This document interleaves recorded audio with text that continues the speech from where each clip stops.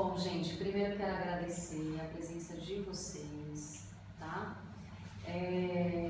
Nesse domingão, nessa manhã de domingo, de fato, é como eu falei, não é fácil a gente se dispor a escutar alguma coisa, a gente ter consciência, porque, infelizmente, o que mais a gente vê são as pessoas adormecidas, né? Elas não se dispondo de fato a escutar, a compreender, a entrar dentro de si e buscar essas respostas. Então, a gente se dispor a isso já é uma grande coragem. Eu costumo dizer que quando a pessoa deita na maca para fazer o tratamento, ela realmente é corajosa, porque você vai se encontrar com as suas sombras, você vai encontrar sobre personalidades que estão ali, né? São coisas que não são bacanas às vezes da gente entrar em contato, mas todo mundo sabe que quando a gente tem algo doentio, né? Algo que não é saudável dentro de um organismo, a gente precisa trabalhar e a gente precisa curar isso. Não adianta a gente ficar fazendo de conta que não está lá, né? Assim como um vírus, uma bactéria, um tumor, você precisa ir lá e lidar com aquilo, extrair, tratar, remover, né? E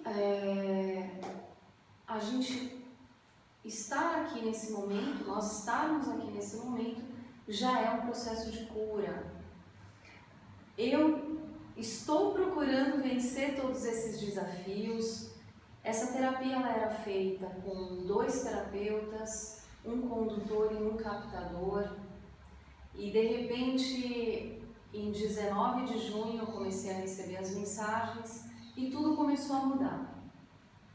E quando eu cheguei na estrutura, né, quando foi me passada a estrutura de tratamento, eu pensei comigo mesma, vai ser muito difícil isso, né? São 3 encontros, sendo o primeiro encontro esse, em que a gente precisa conversar, em que a gente precisa conscientizar as pessoas, um tratamento com 5 captadores, meu Deus, né? Se antes eu tinha que acordar o meu horário com uma terapeuta, agora já são 5. E aquilo me deu assim muito medo, porque eu falei, poxa, eu quero tratar as pessoas, eu quero que as pessoas tenham acesso a isso, que é um tratamento fantástico, é um tratamento que eu acredito, que eu vejo os resultados, e como é que eu vou fazer para colocar tudo isso em prática, né? E a resposta que me veio foi, nem sempre o que é fácil é eficaz, né? Então muitas vezes a gente precisa ter um processo todo para que a gente consiga abraçar aquela enfermidade, né? Enfermidade no sentido de um distúrbio, um desequilíbrio, um bloqueio que a gente tenha. E quando a gente fazia a terapia antigamente com uma pessoa, nós tínhamos muitos resultados, mas era muito difícil muitas vezes chegar onde a gente queria chegar. Então, às vezes a gente fazia 2 sessões, 3 sessões, desgastava muito os 2 terapeutas, principalmente o captador, porque era como percorrer muitos registros e muitas informações sozinho. E agora, né, quando eu apresentar para vocês um pouquinho de como é o trabalho, a gente compreende que com uma equipe maior a gente consegue abraçar mais e abraçar ao mesmo tempo. Então a gente está fazendo um tratamento em que as linhas se cruzam, é muito interessante para quem trabalha, né? E muito bem, então da onde surgiu, né, tudo isso? Da onde surgiu essa terapia quântica? Em primeiro lugar, vamos entender um pouquinho por que ela chama terapia quântica dos campos, que também não é um nome muito simples, né? Não é um nome assim tão básico. Terapia porque a gente vai tratar alguma coisa, a gente vai tratar um medo, um trauma, um bloqueio, um desequilíbrio.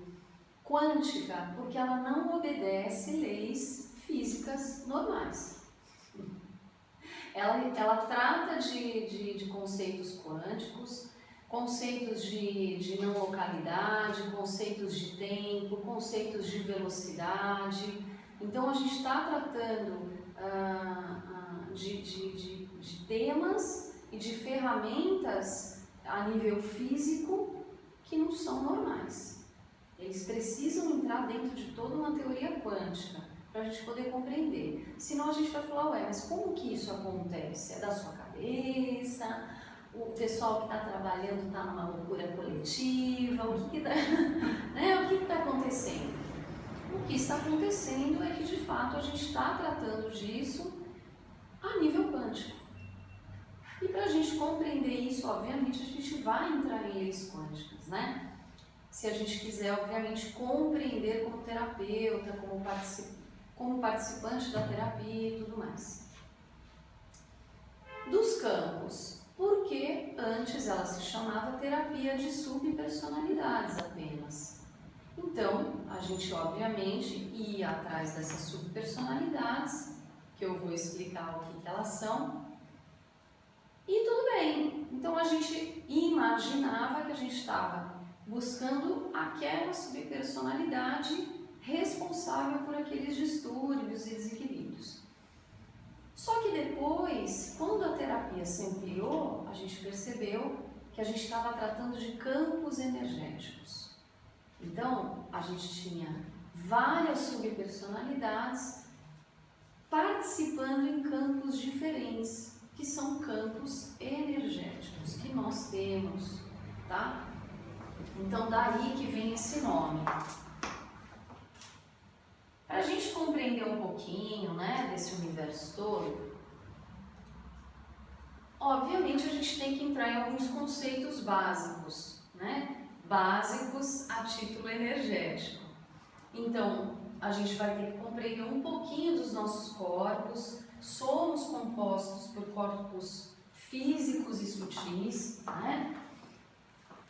Nós temos sistemas de chakras, nadis, todo um componente dentro de nós que carrega a nossa energia, que transmite energia, que armazena energia, e os nossos campos energéticos. Então a gente precisa compreender tudo isso para que a gente comece a entender como as coisas funcionam dentro desse tratamento, né? Não só dentro do tratamento, como obviamente na nossa vida. Bom, nós temos uma estrutura de corpos sutis, nós temos várias informações de corpos sutis, várias fontes para a gente estar estudando tudo isso, né? Um dos livros que eu gosto muito para quem curte estudar tudo isso é o livro Mãos de Luz da Bárbara Ambreno. É uma bíblia para quem quer estudar energia, né? Ela foi assim pioneira em alguns aspectos. Ela foi corajosa de dizer a presença, de relatar a presença dos mestres espirituais. Ela foi muito corajosa, né? Como americana, física e tudo mais, ela mudou a vida dela e admitiu essa presença desse campo energético universal que ela fala e da presença dos mentores e mestres espirituais. Eu tenho muita admiração por ela escancarar de fato a terapia holística e tipo, é isso aí, né? Não adianta a gente ficar só pensando a nível material, a nível superficial da Terra. A gente precisa admitir a existência de outras coisas. E aí ela coloca, né, esses corpos sutis como em camadas, né? A gente tem esses corpos sutis em camadas. E cada corpo sutil vai se conectando a um chakra, né? Ele tem uma conexão. Cada corpo sutil guarda informações também. Então, o nosso corpo emocional guarda informações de muitas coisas que a gente vivencia nessa vida. Ele pode ter um reflexo de vidas passadas? Pode. E é aí que ele entra em contato com um campo maior, que é o campo emocional, né? Então, a gente tem o nosso corpo emocional e a gente tem um campo emocional. E esses dois podem estar em conexão. E assim como as outras coisas, né? A gente vai ter o corpo etérico, o corpo emocional, o corpo mental, o corpo astral, o corpo celestial. E aí a gente vai chegando a alguns outros graus de corpos, né? Os nossos corpos mais celestiais, divinos e tudo mais. É onde a gente vai começar a fazer o contato. Eu não gosto de fechar conceitos, né? Eu sou aquariana, não fecho o conceito. Então, acredito que a todo momento os nossos estudos eles vão se ampliando, à medida que a gente vai tendo a capacidade de ampliar também a nossa consciência para compreender, né? Porque a gente vai compreendendo igual uma criança. Não adianta a gente falar disso para uma criança. De repente até adianta, né? Hoje em dia a coisa está meio desenvolvida, mas a criança ela precisa ir aprendendo à medida que ela vai evoluindo, né? A cabecinha dela vai ampliando e vai fazendo conexões neurais. A gente é a mesma coisa.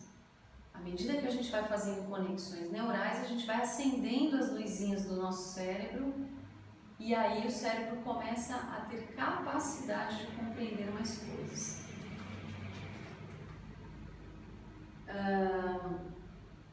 Alguém tem assim, isso aqui é novo para alguém? Vocês já ouviram falar? Nunca tinha ouvido falar. Não? É bem bacana você estudar, é bacana se aprofundar, tá? Porque cada corpo sutil, como eu falei, ele carrega uma informação, ele tem um jeito, ele tem uma cor, ele tem frequência, né? Então, por exemplo, um corpo mental, da maneira como ela enxerga, ele é todo holográfico, ele tem uma estrutura holográfica, né? Que são linhas que se cruzam.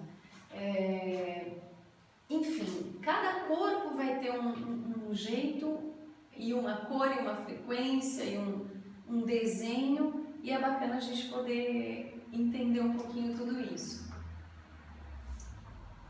Obviamente, eles são influenciados por tudo que se passa entre os nossos chakras, entre essa troca energética.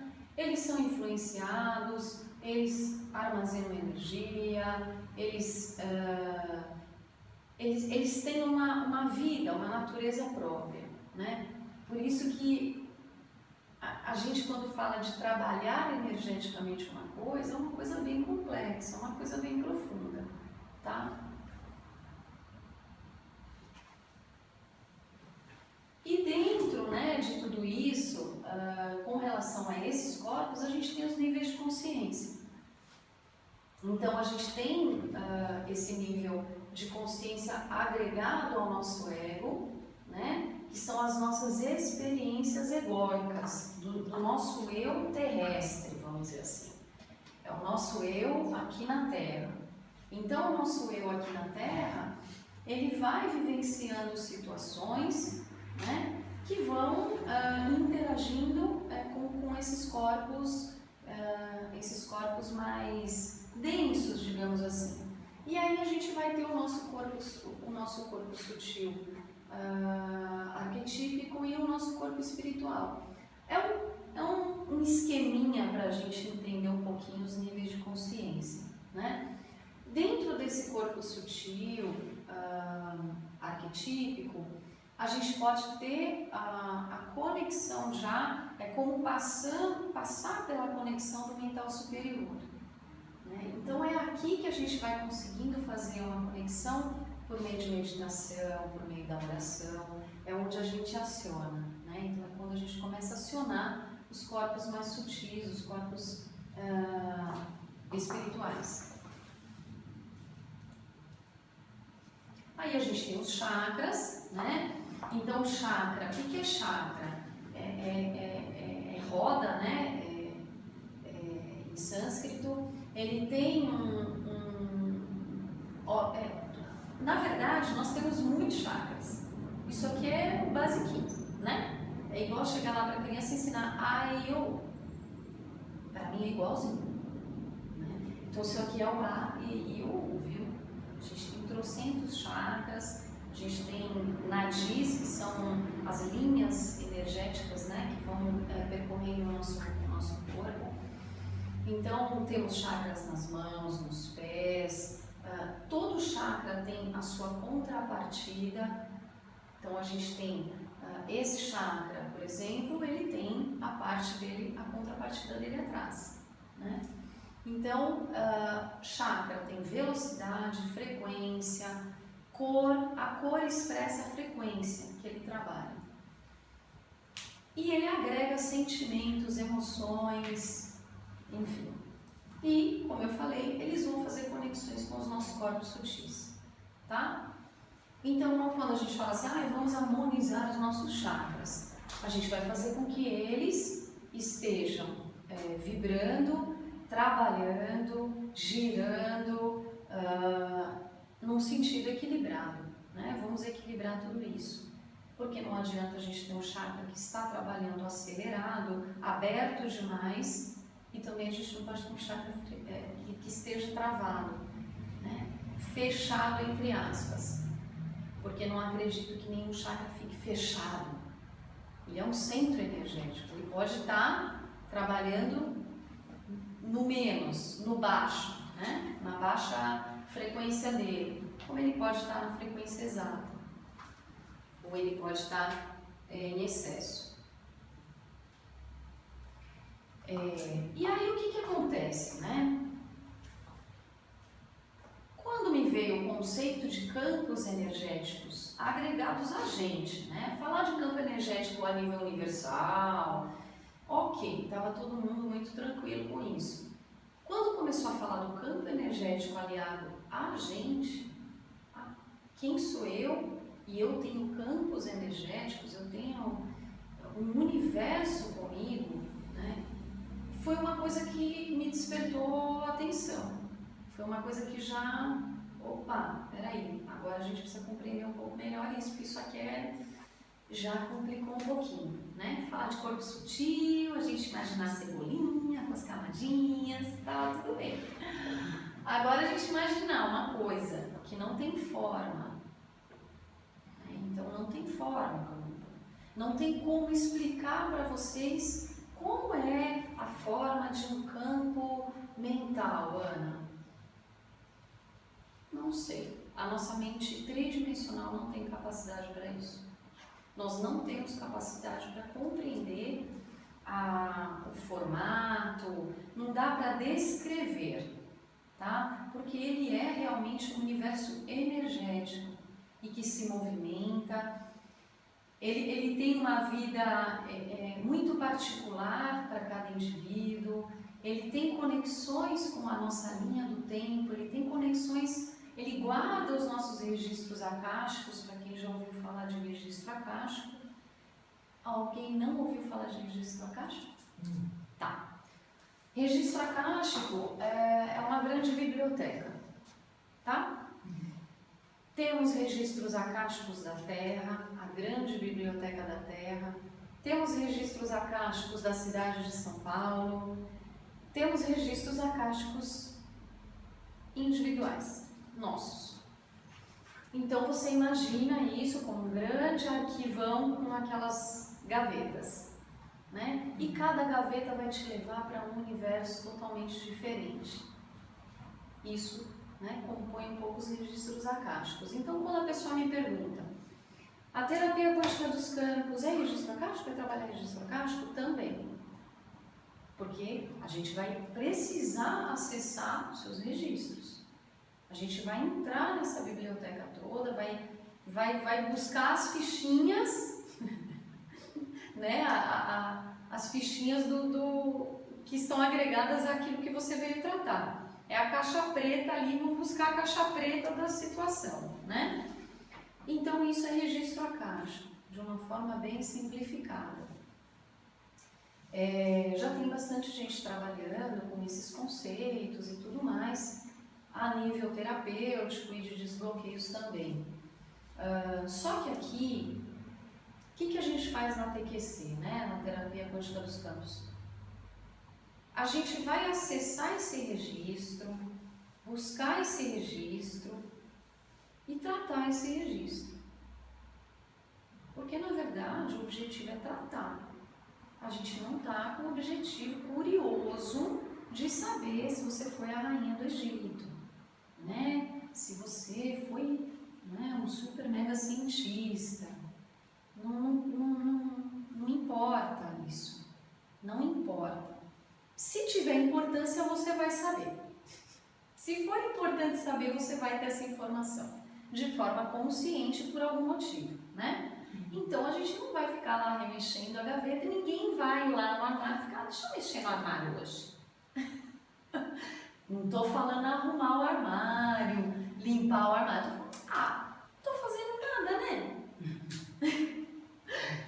Deixa eu mexer na minha gaveta. A menos que você tenha algum... Procurando. Você esteja procurando, a menos que você esteja realmente querendo se livrar de algumas coisas, mas né, a gente não vai ficar mexendo por mexer. A gente tem um objetivo terapêutico, tá? Então, quando vem o conceito de campo, a gente é obrigado a ampliar nossa consciência já logo de cara. A gente já precisa entender que somos mais do que corpos, chakras e corpo físico, né? E aí o que acontece? Foi escolhido esses 5 campos para trabalhar. Foram escolhidos esses campos. Campo mental superior, campo mental, campo das vivências, campo dos relacionamentos e campo emocional. Tiveram 2 coisas que me chamaram muito a atenção aí, que é o campo dos relacionamentos e campo do mental superior. Tá, a gente fala de campo mental, a gente já associa, né? Corpo mental, emocional também. E o campo das vivências era o que eu já trabalhava na terapia de subpersonalidade, mas eu não chamava assim. Era um terapeuta captador. O nome disso não tínhamos nomes para isso. Vamos lá, campo mental superior. O que está acontecendo aqui, né? Por que a gente precisa de uma pessoinha sentada num lugar que se chama campo mental superior? Precisamos dessa pessoinha porque é aí que a gente tem a conexão com o eu divino desta pessoa. É aí que este ser que senta na cadeira do campo mental superior vai ser canal para uma informação do seu eu superior. Isso é extremamente importante, porque quando eu vou tratar você de acordo com aquilo que você precisa naquele momento. E quem sabe o que você precisa naquele momento é o seu eu superior. Muito mais do que eu, do que ela, né? E muito mais do que o seu ego. Né? Então, o eu superior, ele precisa naquele momento estar muito conectado ao tratamento, porque é ele quem vai permitir o tratamento, é ele quem vai deixar com que as coisas aconteçam no seu tempo e trazer para você as informações que são importantes, relevantes, fundamentais, né? Então, quando eu fui dar curso, né, de TQC lá no Chile, eu ainda não dei curso aqui no Brasil, por alguns motivos, acredito que aqui ainda a gente está estruturando muitas questões de tratamento. E lá eu já tenho o objetivo de fazer a equipe atender, porque graças a Deus aqui no nosso país a gente já tem muita gente preparada. Só precisa do toquezinho final para ser um terapeuta. E lá isso tudo é muito novo. A gente falar de tudo isso é muito novo. Então, por isso que eu estou saindo daqui para formar essas equipes para a gente poder continuar o trabalho. Muito bem, quando eu fui ensinar como ser um captador do campo mental superior, em primeiro lugar, essa pessoa tem que ser extremamente neutra e extremamente disponível a esse contato. Disponibilizar-se a fazer esse contato é uma trajetória espiritual. É um desejo íntimo, é um desejo de alma, é uma conexão que exige que a pessoa tenha certos hábitos.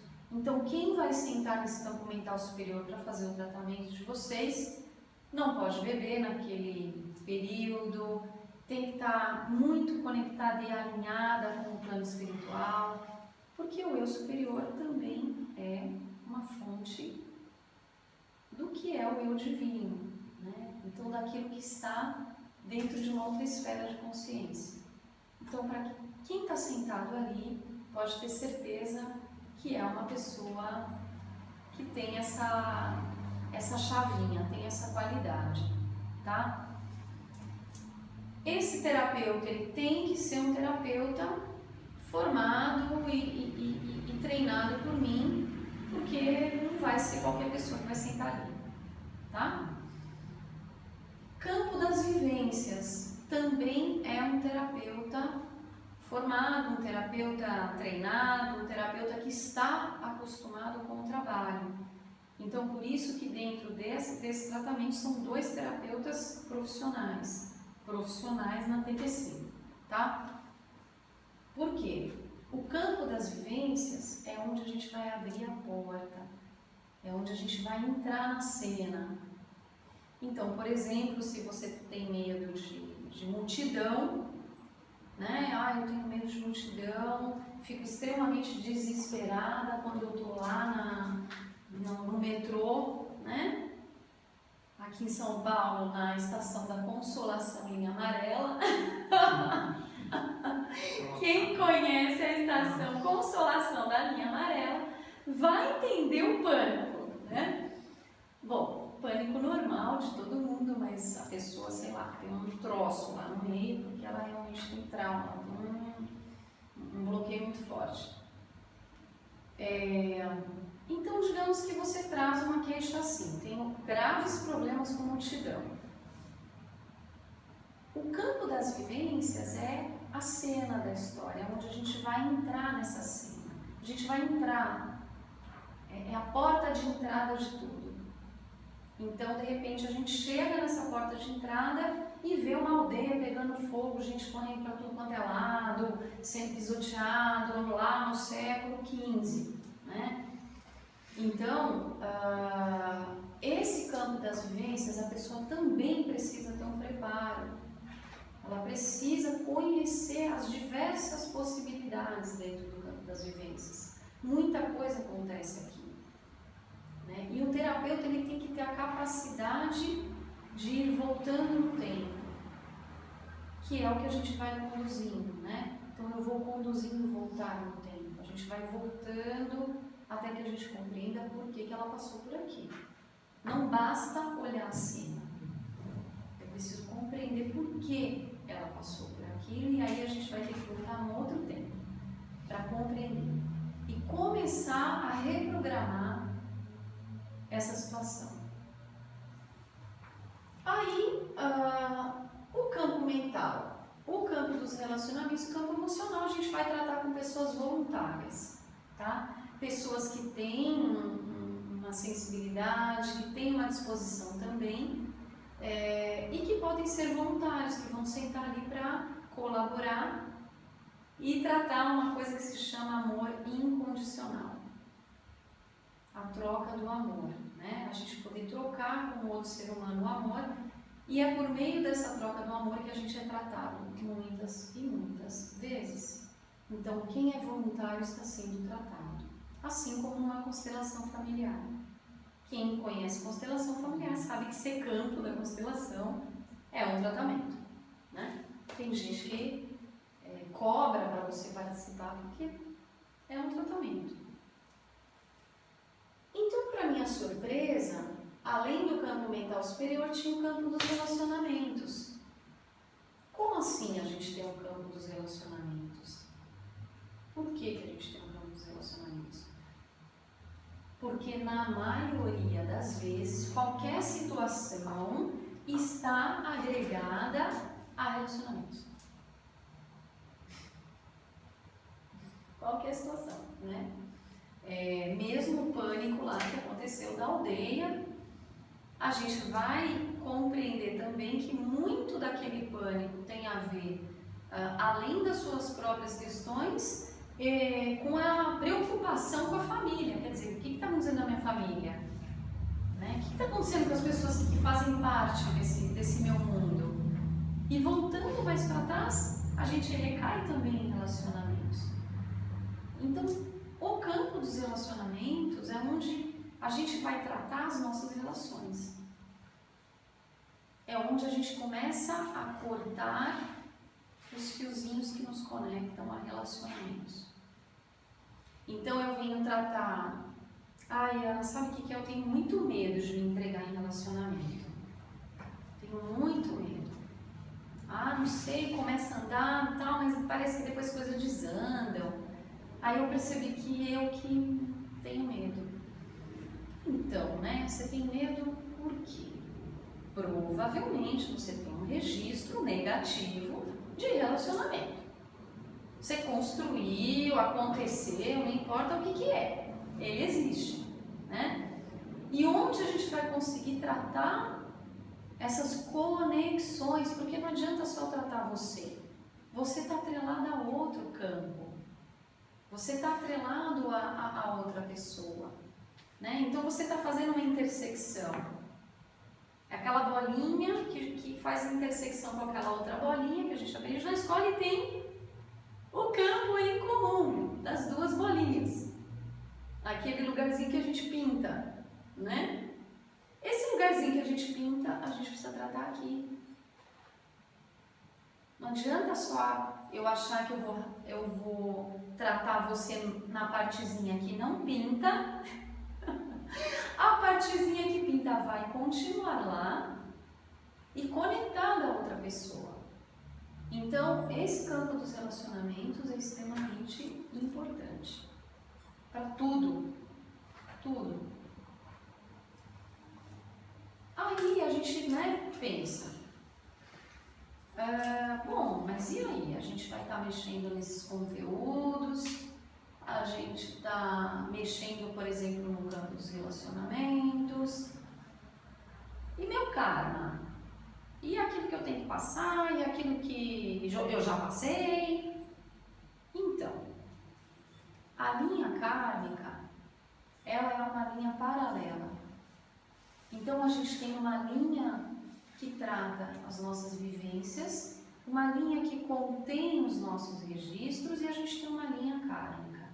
Chamando de linha kármica para a gente compreender um pouquinho o processo de ação e reação que a gente vivencia no planeta. A gente tem uma lei de ação e reação que desencadeia, não tratando o karma a nível religioso, tá? Esquece, não estamos falando do karma religioso, não estamos falando de nada disso. Estamos falando de lei, uma lei planetária de reencarnação, a partir do momento que a gente acredita que a gente vem e volta várias vezes. Se a gente acredita que vem e volta várias vezes, a gente tem essas leis de ação e reação, né? De desencadear fatos. Esta lei de ação e reação é uma linha paralela de trabalho, em que a gente não entra.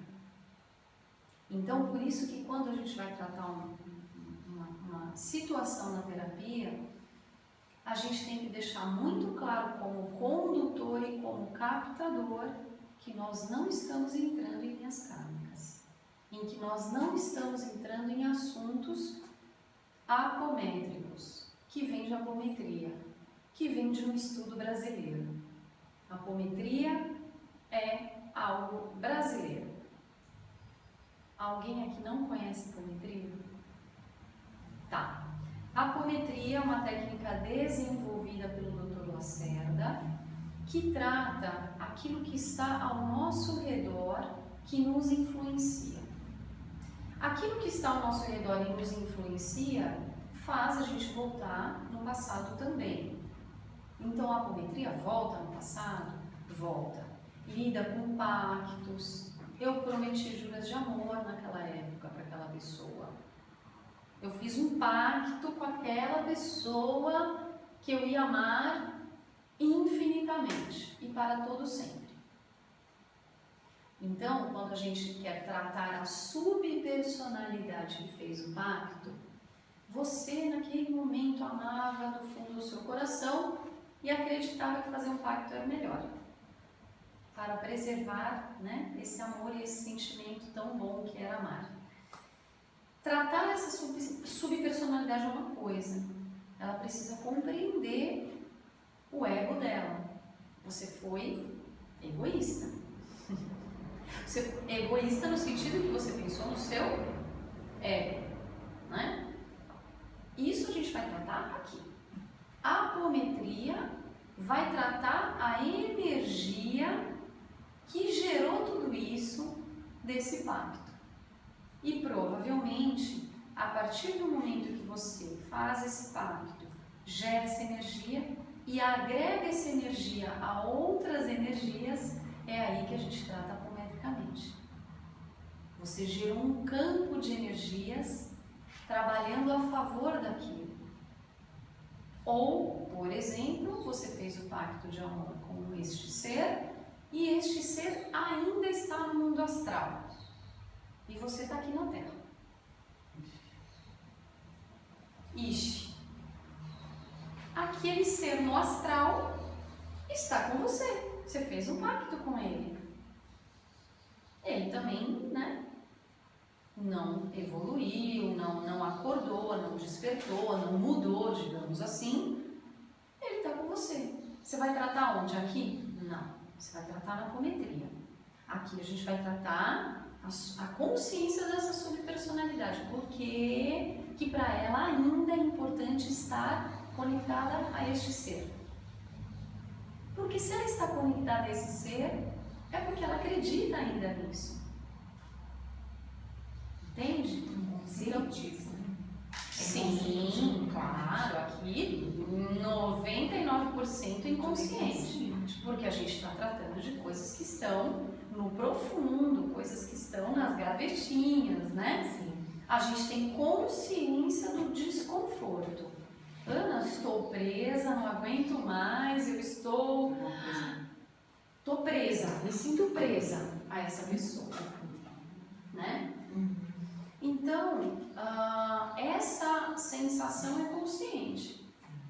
Agora, o porquê e qual é o sistema que você está pensando, o sistema que você está agindo, o sistema que está desencadeando, é outra coisa. Tá? Esse é um tema bem vasto, assim, para a gente conversar. Mas deu para entender? Tá? Então, por isso que, assim, é muito interessante quando a gente está trabalhando na terapia, porque quando a gente está trabalhando lá uma pessoinha lá no campo das vivências, de repente, quem está no campo dos relacionamentos sente tudo o que está acontecendo ali e já está viajando na história em outra coisa. E o emocional também, e assim vai. As linhas, elas se cruzam e se conectam na hora, né? Quem já trabalhou, a Shirley sabe disso, né? E ela sente isso. Eu trato uma pessoa aqui, a outra pessoa ali já está sendo tratada, né? No outro campo. E é muito maluco tudo isso, é muito maluco mesmo. Então a gente vê o quanto a gente precisa realmente tratar todo esse sistema ao mesmo tempo. Tá?